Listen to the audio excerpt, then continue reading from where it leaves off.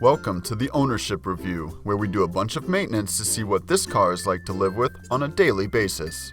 Here are the high points of the 1996 Toyota T100.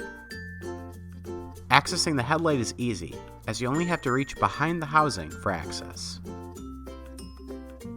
Removing the battery bracket is pretty simple.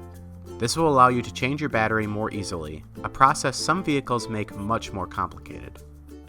The air filter is easy to replace on this car. Other models will make this filter tougher to pull out, so it's a nice touch that you only need to remove a few fasteners for access. Not everything is perfect. Here are the pain points.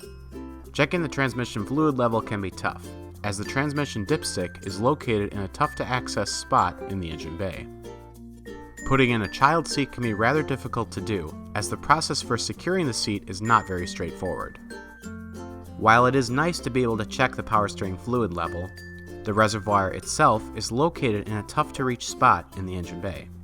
Overall, the 1996 Toyota T100 is a very easy car to repair, and is recommended for someone looking for a car that is easy to maintain.